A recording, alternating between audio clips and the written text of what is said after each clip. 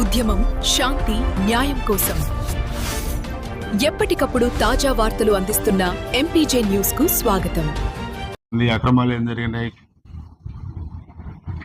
వాళ్ళ సిస్టమ్ని ఎలా వైలేట్ చేశారు, ఇవన్నీ కూడా అంటే ఒక మతాన్ని ఇంకొక మతాన్ని ఒక మతం ఇంకో మతాన్ని గౌరవించుకోవాలి, ఒక వ్యక్తి ఇంకో వ్యక్తిని గౌరవించుకోవాలి. It is secular country. ఓ పక్కన గుడి ఉంటుంది, కొద్ది దూరంలో మసీదు ఉంటుంది, కొద్ది దూరంలో చర్చ్ ఉంటుంది. మన సొసైటీ ఇది ఒకరినొకరు గౌరవించుకునేది.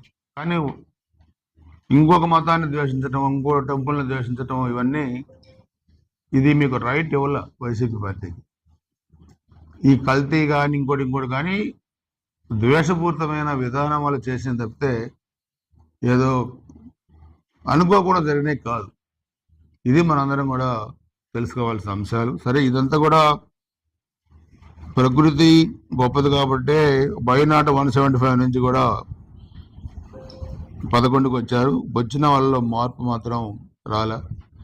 అందుకని ముఖ్యమంత్రి గారు కూడా సుదీర్ఘ రాజకీయ అనుభవం కలిగిన వ్యక్తి, జాతీయ రాజకీయాల్లో.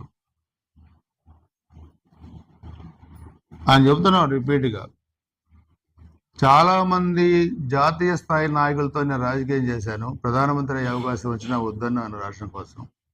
ప్రధానమంత్రులు చేశాం, రాష్ట్రపతులు చేశాం, మహోన్నతమైన వ్యక్తులతో నాకు పరిచయాలని 40 ఏళ్ల నుంచి. అటువంటి నేను ఒక క్రిమినల్తో రాజకీయం చేయాల్సి వస్తుంది ఆంధ్రప్రదేశ్లో జగన్మోహన్ రెడ్డితో. నేను ఆయన బాధపడే పరిస్థితి ఆయనకు వచ్చింది. It is the nature of YCP party. ఇది మనం తెలుసుకోవాల్సిన అన్ని అంశాలు కూడా. దయచేసి ఇవన్నీ మీకు ఎందుకు చెబుతున్నామంటే సుదీర్ఘంగా రాజకీయం వేరు, వ్యక్తిగతం వేరు. వ్యక్తిగతాన్ని రాజకీయంగా ముడిపెట్టి లేనిది ఉన్నట్టు సృష్టించి ఇవన్నీ కూడా చేయటం, అది మనం అందరం కూడా ఆలోచించాల్సిన అవసరం ఉందని చెప్పి కూడా నేను తెలియజేసుకుంటాం.